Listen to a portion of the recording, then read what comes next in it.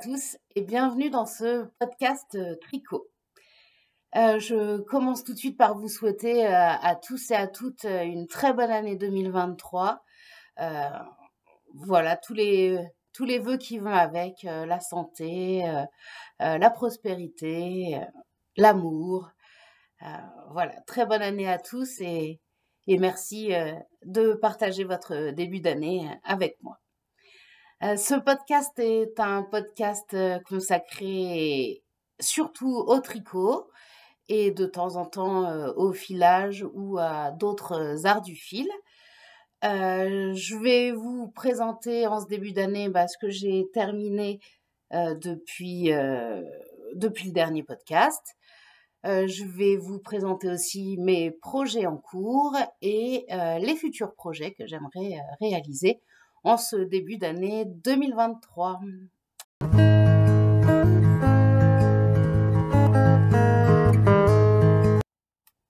Alors, on va commencer tout de suite avec les projets terminés. Donc, le premier d'entre eux, il s'agit du Knit Octopus de Purl Soho que j'ai tricoté en Flora de Drops. Alors, c'est un objet terminé que je devais offrir pendant les vacances de Noël en remontant chez ma mère. Mais du coup, les amis à qui je comptais l'offrir n'étaient pas là, donc je suis revenue avec en Haute-Savoie et j'en profite pour vous le présenter en podcast avant de le renvoyer par colis. Le voici. Hop, ma petite pieuvre. Alors, ce qu'on peut remarquer tout de suite, c'est que les deux yeux que j'ai brodés, alors je suis pas du tout une spécialiste de la broderie, c'est vraiment pas mon truc. Donc si on regarde bien, on voit que les deux yeux ne sont pas de la même taille. Mais plutôt que de faire un massacre, j'ai décidé de ne pas les recommencer. Ils sont finalement pas si mal. Donc je les laisse comme ça. Donc voilà, il s'agit d'une petite pieuvre, enfin non, plutôt une grosse pieuvre, elle a une grosse tête. Le modèle est disponible, le patron est disponible gratuitement sur le site de Purl Soho. Il s'appelle le Knit Octopus. Alors, ce patron, il se commence par la tête. On fait des augmentations autour de la couronne, comme ça. On augmente jusqu'à un certain moment, puis on tricote tout droit, puis on recommence à diminuer avant d'arriver aux pattes. On tricote chacune des pattes séparément. Moi, je les ai tricotées en Magic Loop parce que c'est ce que je préfère, mais je pense qu'on peut aussi les tricoter autrement.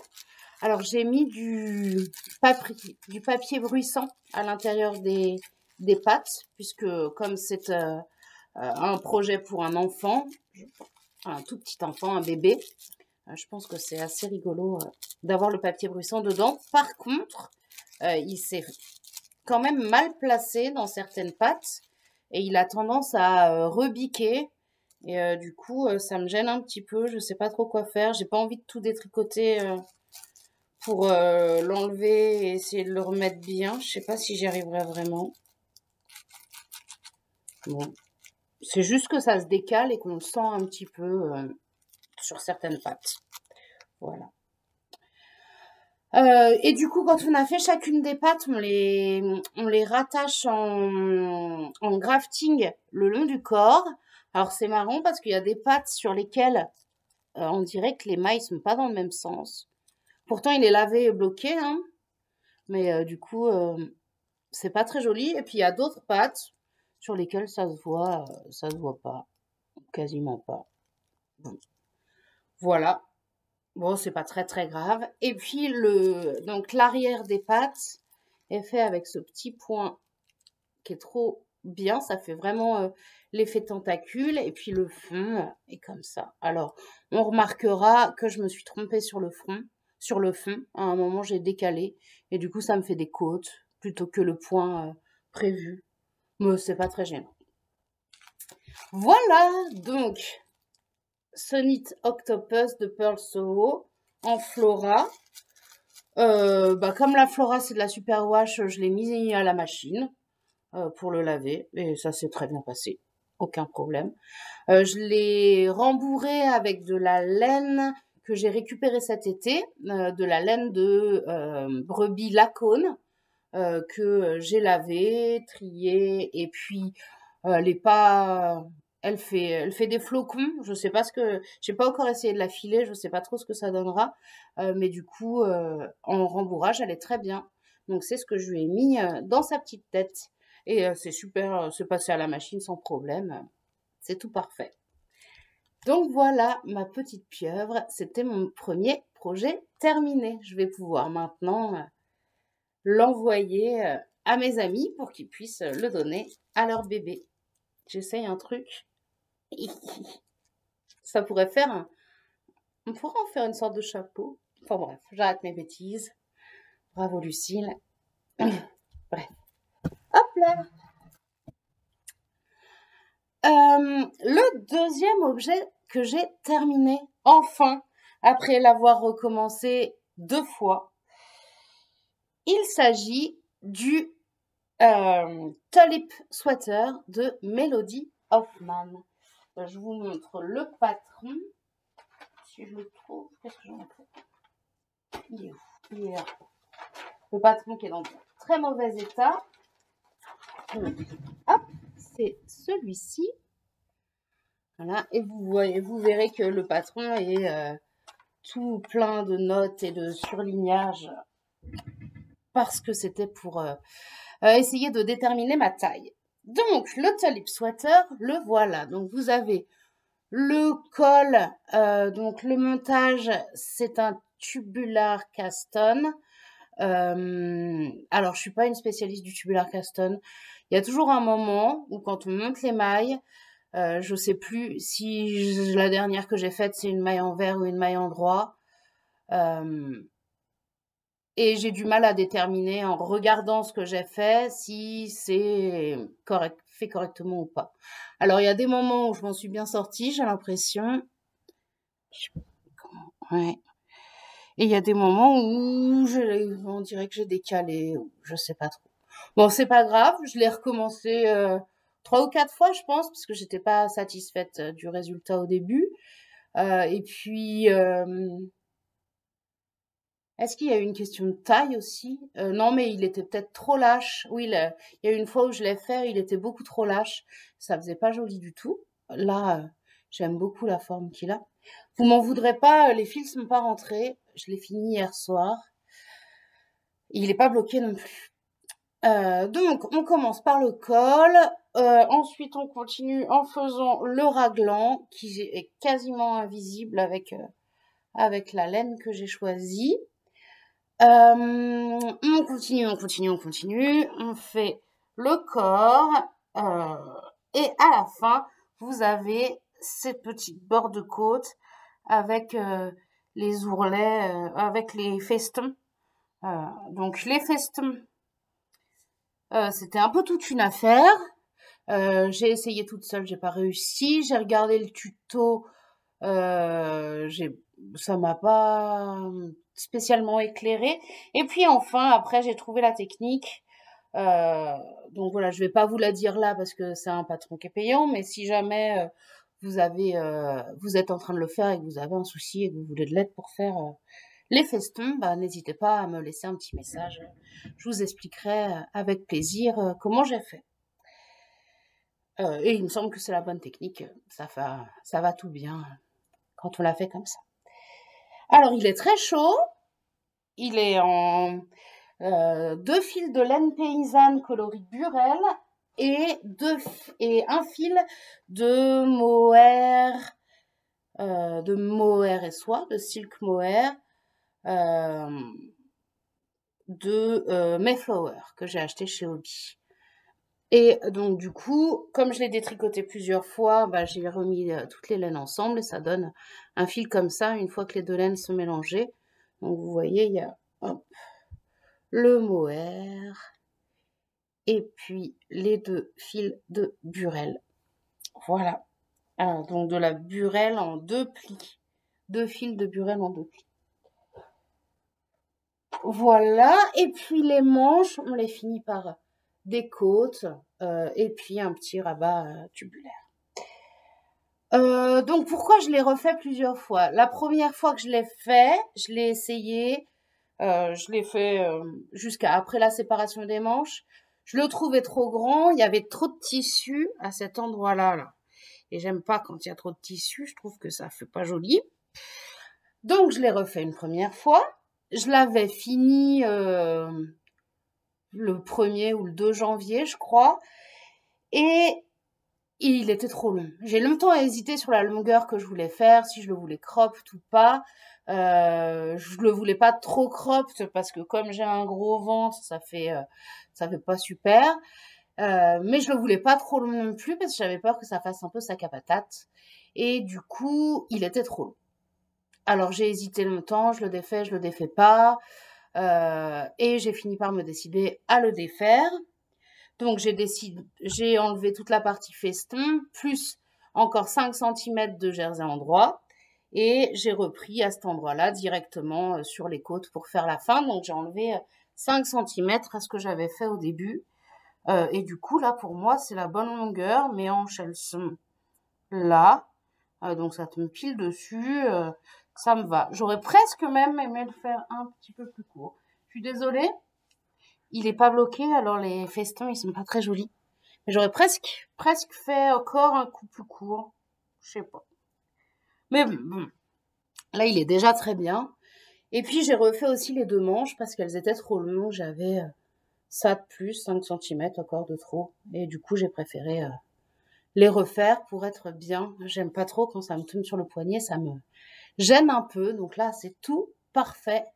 Je suis super contente.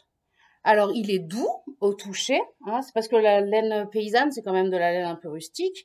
Donc, le mohair l'adoucit beaucoup. Et comme la première fois que je l'ai fini, je l'ai lavé et bloqué, ça l'avait aussi déjà bien adouci. Après, il y a quelques endroits où il y a un peu de jarre, et je crois que c'est ça qui picote un peu. Mais bon, le jarre, c'est une fibre qui s'enlève à force d'être portée.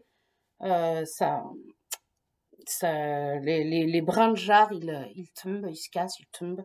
Et donc, je pense que ça va finir par être tout à fait doux, tout à fait parfait. Et voilà, donc ça, c'était mon deuxième objet terminé. J'en suis très contente. Mais il est super chaud. Et là, il y a du soleil chez moi. Il a neigé cette nuit, mais le soleil s'est levé ce matin. Et ça tape sur la baie vitrée. Et du coup, je crève de chaud. Donc, je vais l'enlever. Et puis, je vous reprends tout de suite. Voilà, je vais pouvoir le laver cet après-midi avec un autre de mes pulls que j'ai porté tout le temps cet hiver et qui du coup a besoin d'un petit lavage quand même. Alors il a pas l'air sale puisque la laine a la capacité. Et puis comme c'est mon pull vert, le No Frills Sweater que je vous ai déjà montré, donc il a pas de taches, mais je sais tout ce qui lui est tombé dessus et tout ce qu'il a vécu cet hiver et je pense qu'un petit lavage ne lui fera pas de mal. Voilà, donc ça c'était pour les objets terminés. On va maintenant passer à mes objets en cours. Et comme je viens juste de finir le Tulip Sweater, j'en ai pas beaucoup d'autres, mais je vous les montre quand même.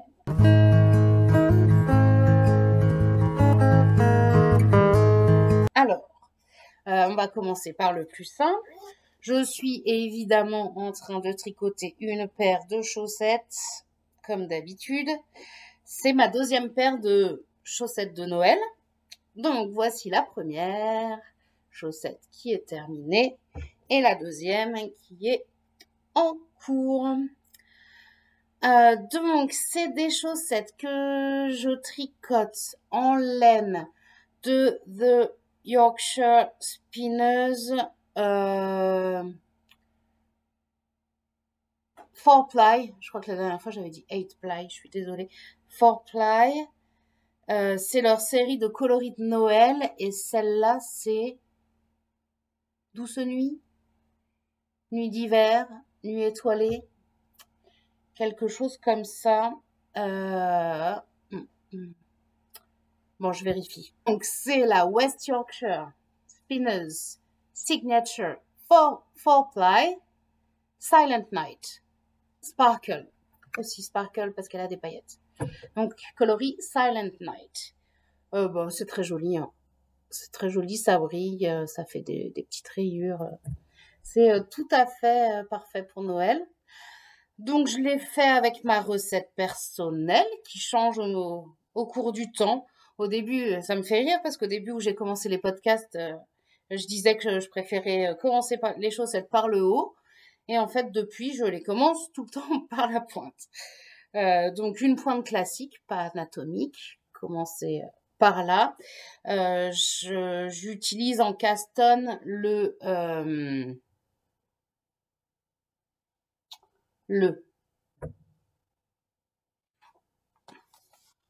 la Bible, le toup.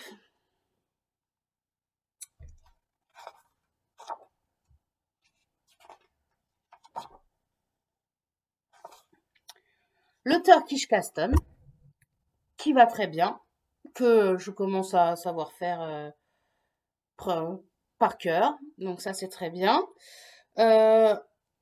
J'ai fait un talon rang raccourci, voilà, qui devient une forme de talon que j'aime bien faire.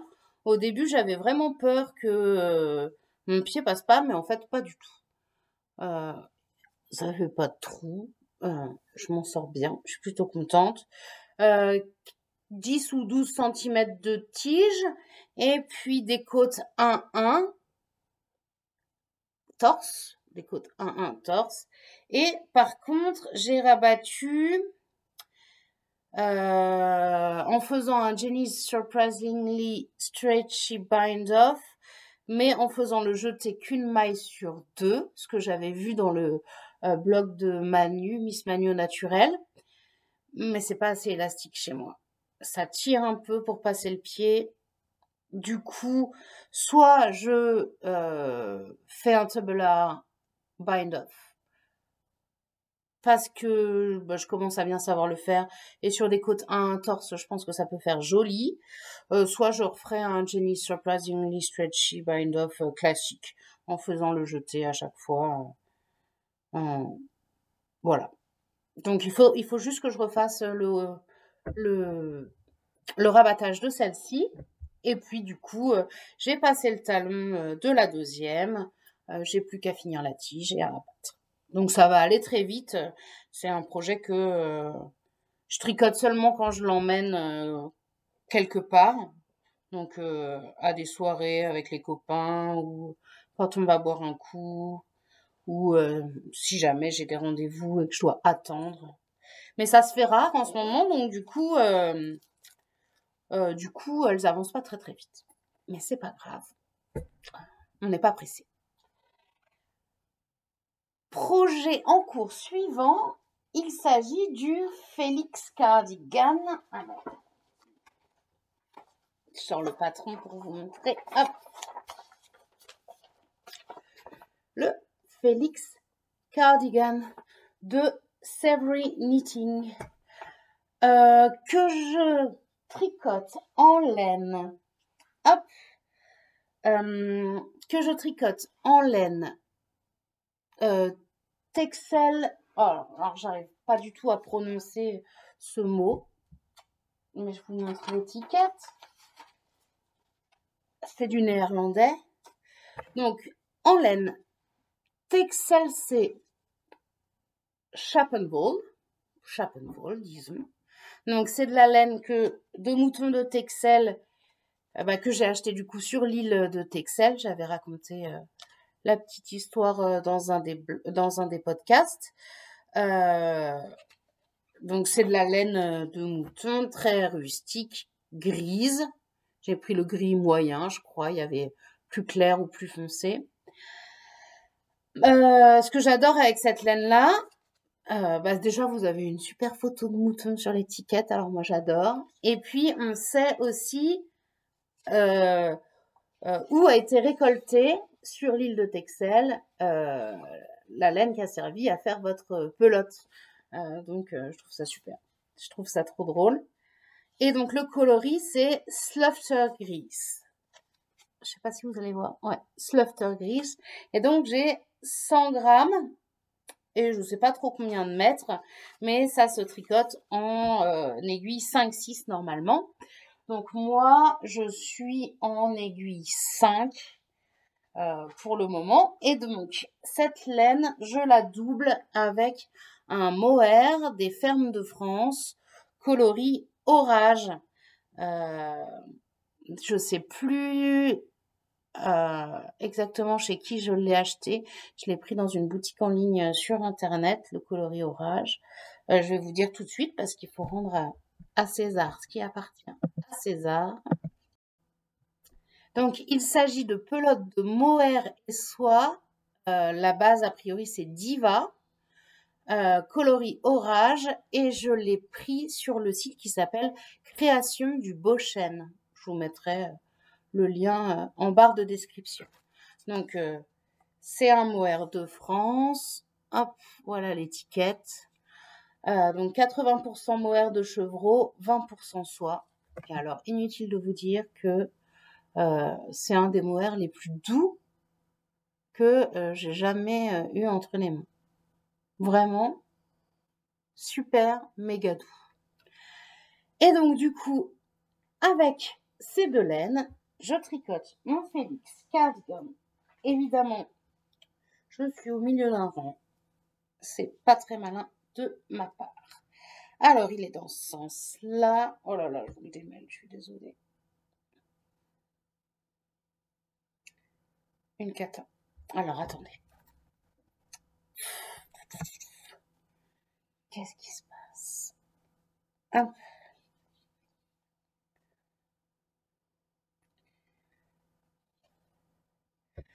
Alors, le souci, en fait, c'est que je viens de rentrer chez moi et il s'avère que mon gros toutou, qui est juste là, je vous le montre.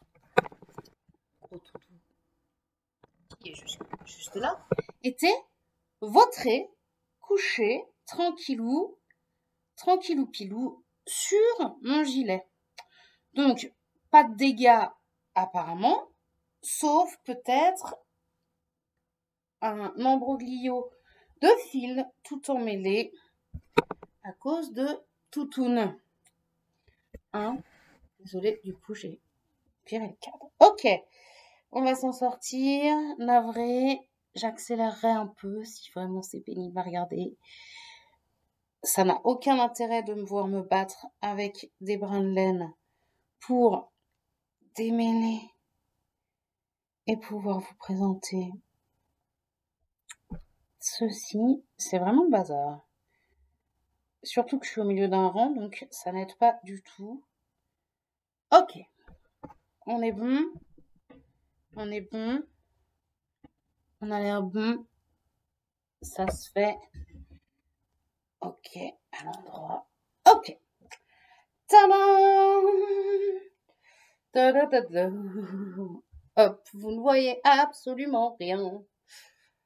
C'est un début de Félix cardigan. Donc, je le tricote donc pour le corps en aiguille 5 avec mes laines tenues en double. Je fais la taille. Je fais la taille 48 pouces de circonférence finale. Donc, c'est la 3e taille du patron. C'est un cardigan, un gilet qui est censé être un petit peu large. Donc, au vu de mon échantillon, qui est, moi je tricote assez lâche, et la laine est plus épaisse que je crois que ce qui est prévu. Du coup, j'ai baissé d'au moins 2 tailles par rapport à ce que je voulais faire, enfin à la taille que j'aurais normalement dû faire, et c'est encore, ça va être encore assez loose. Donc, on commence par monter les mailles pour faire le haut. Donc, ces mailles-là, là. Et puis, du coup, le col sera fait après coup et il sera rattaché en haut. Donc, ça, c'est le petit détail de jeter sur les raglans qui fait tout le charme du tulip sweater. Donc, vous l'avez sur les 4 raglans. Donc ça va être joli. Alors, je trouve qu'on ne le voit pas énormément. J'espère que au blocage, on le verra un petit peu mieux. Donc, on tricote en aller-retour, évidemment. Un rang droit, un rang envers. Je suis arrivée à la fin des raglans, j'ai séparé pour mes manches et je suis en train de descendre le corps. Il me faut a priori 25 cm. Donc ce sera un gilet un petit peu cropped, ce dont j'ai absolument envie. Et du coup, à la fin, on vient rajouter le col, les côtés, les bandes de boutonnage et il me semble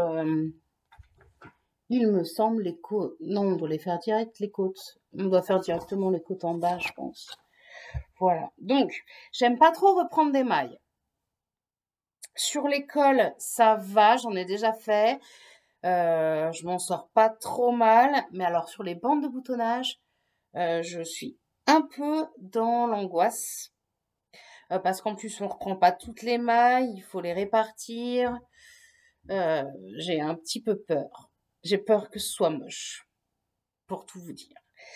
Mais ce qui est bien avec le tricot, c'est que si c'est moche et que ça nous plaît pas, ben on défait et on recommence. Et c'est pas quelque chose qui me dérange plus que ça. Je préfère défaire quelque chose et avoir au final quelque chose qui me plaît, même si je mets le temps à obtenir le résultat dont j'ai envie, plutôt que d'avoir la flemme et d'avoir une pièce que je vais pas porter parce qu'il y a un détail qui va me déranger. Vraiment, je préfère défaire et recommencer, ça me dérange pas. Voilà mon petit Félix cardigan. Bon, ça va super vite, hein, avec les aiguilles là, en aiguille 5 avec cette laine là, ça va à une vitesse. J'ai perdu un petit peu de temps parce que du coup, j'ai choisi après l'avoir lavé et bloqué, de refaire le bas et le bas des manches de mon Jalip sweater. Mais sinon, je pense qu'il serait quasiment fini. Mais voilà. Donc, en cours et bientôt fini. Et donc, c'est tout pour mes projets en cours. J'en ai pas d'autres pour le moment. Enfin, si, en vrai, j'ai toujours les chaussettes que j'avais commencé pour ma collègue Amanda, que j'ai pas reprises. Mais je les reprendrai. Mais c'est pas grave. C'est pas des chaussettes d'hiver, alors c'est pas très grave. Voilà. Alors, je vais vous montrer un petit peu ce que j'ai comme projet en cours. Pas en cours, qu'est-ce que je dis? Je vais vous montrer un petit peu ce que j'ai comme projet tout court pour ce mois de janvier et puis la fin de l'hiver. Et puis, j'aimerais aussi vous montrer les petits cadeaux de Noël que je me suis faite. Il y a un calendrier de l'Avent et une pochette. Donc, je vous montre les acquisitions juste après.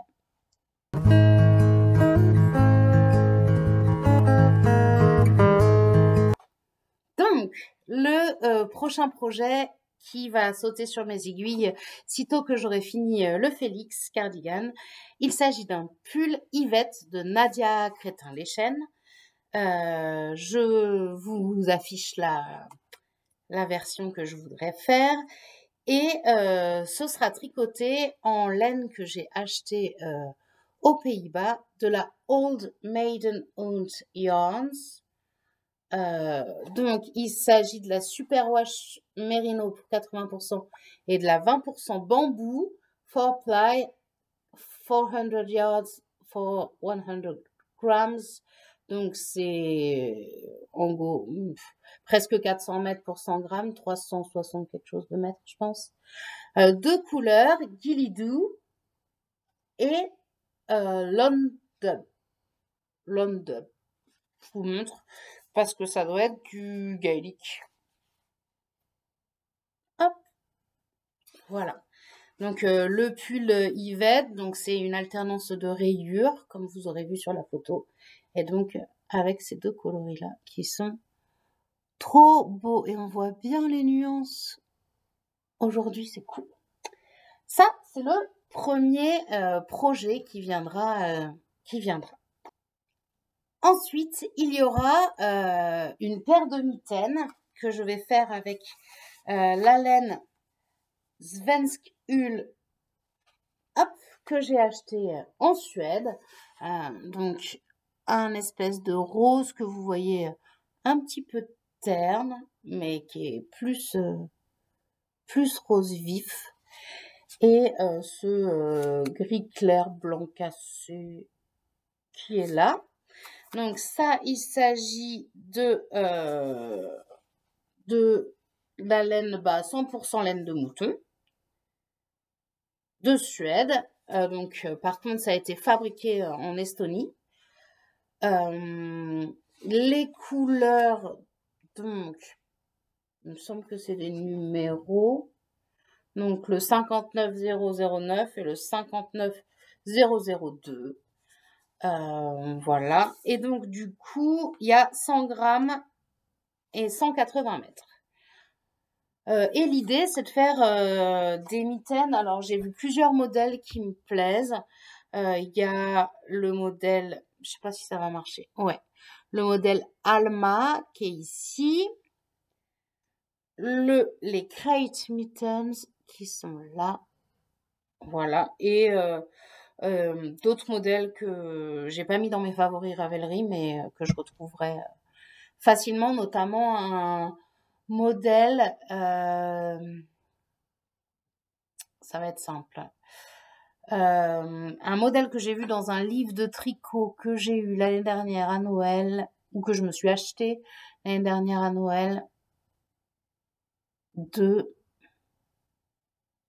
bon, je retrouverai pas le nom, je vais le chercher.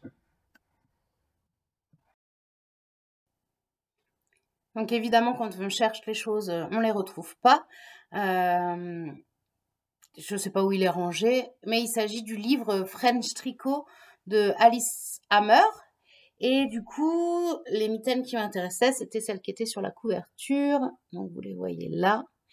Je mettrai peut-être une image pour que vous les voyez mieux. Donc voilà, peut-être que ceux-ci deviendront des mitaines bientôt. J'aimerais aussi faire des moufles avec la laine qui va me rester de mes chaussettes, celle-ci. Voilà, faire juste une toute petite paire de moufles pour aller avec les chaussettes et puis pour finir la pelote, ça pourrait être vraiment chouette. Et j'ai aussi, alors si vous avez suivi le podcast depuis le début, j'ai essayé cet été de faire un Maven Top, dont je vous mets la photo là. C'était un échec terrible.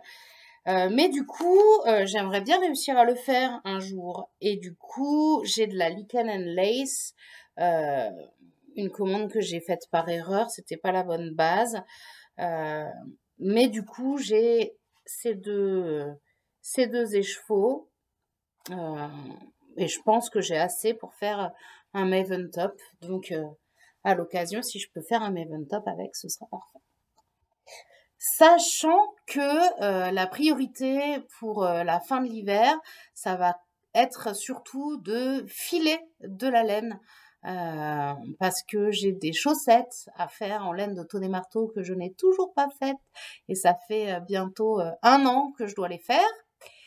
Et Chérie m'a demandé aussi de lui faire un bonnet en laine de Tonnet Marteau. Donc il va falloir que je file aussi pour lui faire un bonnet.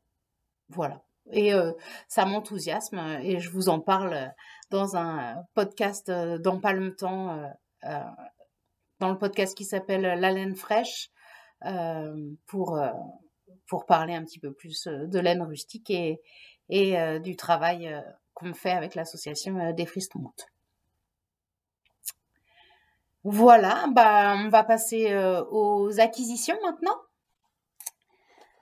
Donc la première acquisition que j'ai, donc c'est une box d'hiver que j'avais commandée et que j'avais presque oublié que j'avais commandée, que j'ai reçue au mois de décembre. Donc c'est la box d'hiver de Woolbags. Woolbag ou Woolbags? De Woolbags.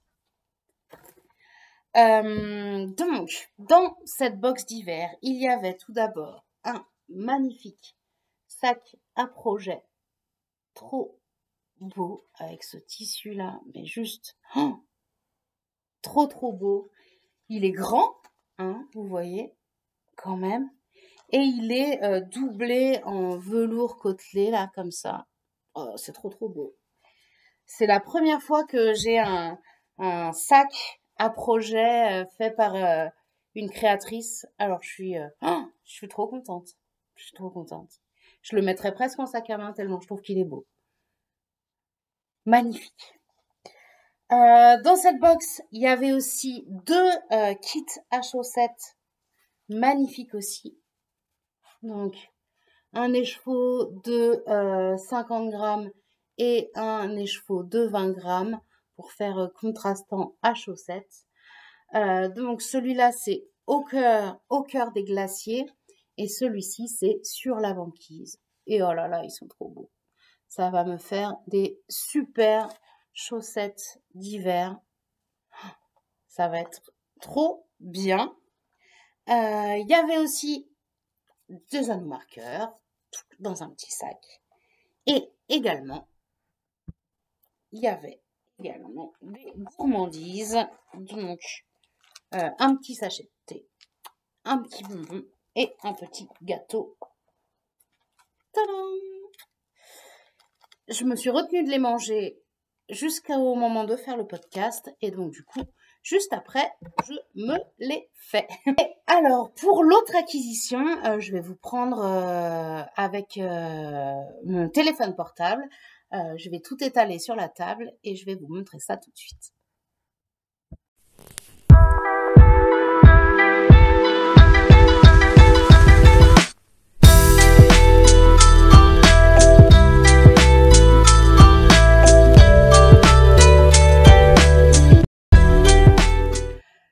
Donc voilà, je vais vous insérer une petite vidéo de toutes les merveilles que j'ai reçues dans le calendrier de l'Avent de Une Maille à la fois. Donc Une Maille à la fois, c'est une boutique de laine qui est juste à côté de chez moi, à Sciez, en Haute-Savoie. Donc la propriétaire de la boutique, c'est Stéphanie Geffort. C'est une teinturière artisanale, donc elle teint ses laines à la main. C'est le premier calendrier de l'Avent que j'achète et du coup, ça me tenait à cœur de soutenir une créatrice et une teinturière de la région, la plus locale possible. Et du coup, ça m'a fait énormément plaisir d'acquérir le calendrier de l'Avent d'une maille à la fois de Stéphanie et du coup vous verrez sur ma table tout ce qu'il y avait comme surprise à l'intérieur. Je vais vous montrer en particulier les laines qu'il y avait dans ce calendrier de l'Avent parce qu'elles sont magnifiques et voilà. Donc je vais commencer par les mini. Donc un premier mini Merino Wool, 75% Merino Superwash, 25% Nil.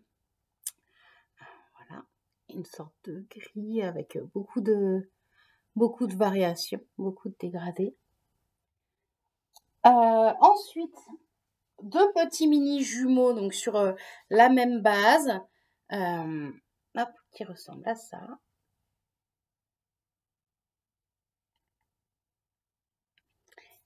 Et toujours sur la même base en Merino Wool, ceci que j'aime beaucoup, trop beau. Donc ça, c'était pour les mini.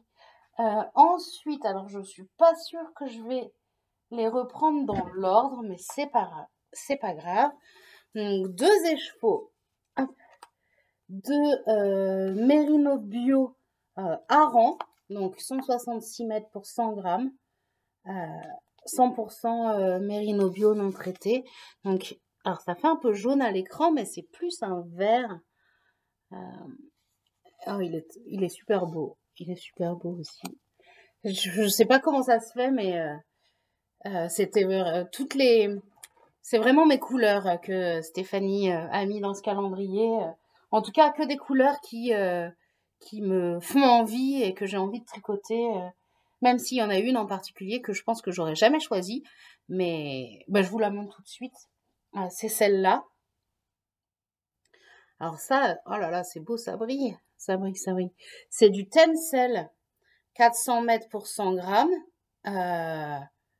Donc, ça ressemble, c'est végétal, a priori. Et ça ressemble un peu à de la soie. C'est hyper brillant. Et alors, j'aurais jamais choisi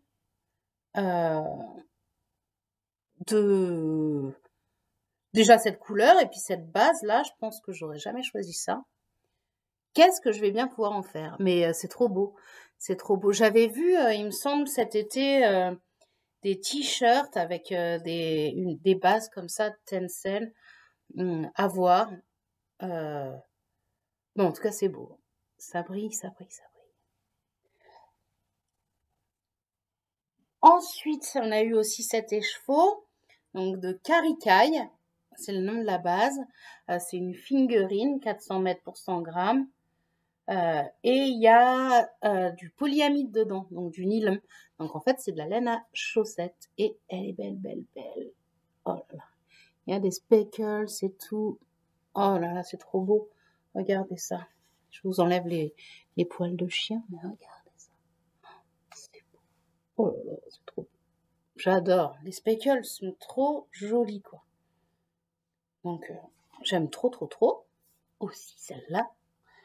2 écheveaux aussi d'une laine, mais tellement douce, de Quechua Alpaca. La couleur, c'est Puka Rojo. 260 mètres pour 100 grammes, single ply. Oh là là, une beauté.